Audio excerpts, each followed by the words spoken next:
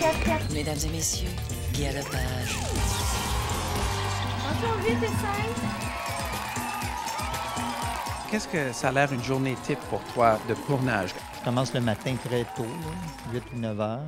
On travaille toute l'avant-midi et toute l'après-midi avec Carole André, la chef recherchiste, et André Duchamp à finaliser finalement les questions. C'est tout ça, là, l'émission, parce que l'enregistrement va durer au moins 4 heures. Je prépare les entrevues avec Guilla. Je fais également ce qu'on appelle, nous, les entrevues formatées, les petites entrevues-jeux qu'on fait à la fin d'à peu près chacun des invités. Et pendant l'émission, je suis en haut dans la régie et je peux parler à Guy. Guy a une petite oreillette et je peux lui parler, soit lui suggérer des gags ou lui suggérer des questions. Après ça, il y a l'enchaînement technique. Steffi Choc. 8. Attention, 5. 5. Attention, 6.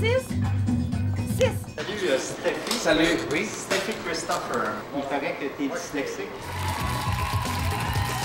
On te voit beaucoup à l'émission. Qu'est-ce que c'est ça? Écoute, ça vient du concept français. C'est très court, la répétition. Aujourd'hui, on poursuit. Mais moi, je découvre ça, être devant les caméras. J'avais jamais fait ça. Après ça, on va enregistrer, mettons, de 7 heures jusqu'à minuit, au moins. Je vais faire 12 heures de montage. Samedi, je vais en faire au moins 8. Et moi, je termine à ce moment-là, mais le travail n'est pas terminé. Il y a encore les monteurs qui vont continuer à améliorer les images. Puis le dimanche, il y a le mix sonore.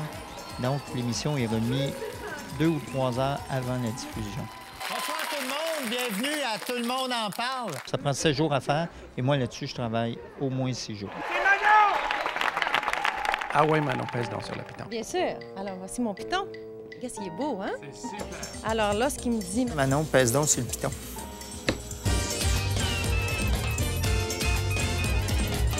Dans ta liste d'invités difficiles. Richard Z. Sirois, il était vraiment difficile. Je suis l'un des 5 recherchistes de l'émission. C'est simple, on a à fouiller, à tout trouver et à prendre le plus de choses possibles sur les invités qui viennent au show. Si un invité ne veut pas venir, est-ce que vous répétez l'invitation? Si les gens ne sont pas en désaccord avec le principe de venir à l'émission, c'est sûr qu'on va les relancer sur une base régulière. La question qui tue. La question qui tue de tête à tête, c'est est-ce que tu trouves toujours drôle les interventions de ton fou du roi? Je le trouve très drôle. La plupart de ses interventions passent. Danny, c'est quoi ta job à l'émission? Moi, c'est de donner des cartes. C'est mon travail. Ce que je fais, c'est que je prépare des jokes pour chacun des invités. Je suis votre Ken, habillez-moi quelqu'un. Est-ce que c'est arrivé que tu as eu des blagues de couper?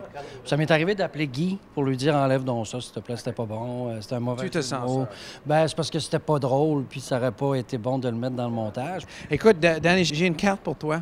Quand est-ce que le fou du roi va prendre la place du roi? Je me fous du roi. Let's go! Et le vin, c'est du vrai vin. Combien t'en bois par émission? Diane, charmante robineuse. Moi, je bois même pas 2 verres par émission. On boit un château Casalviel. Un scoop.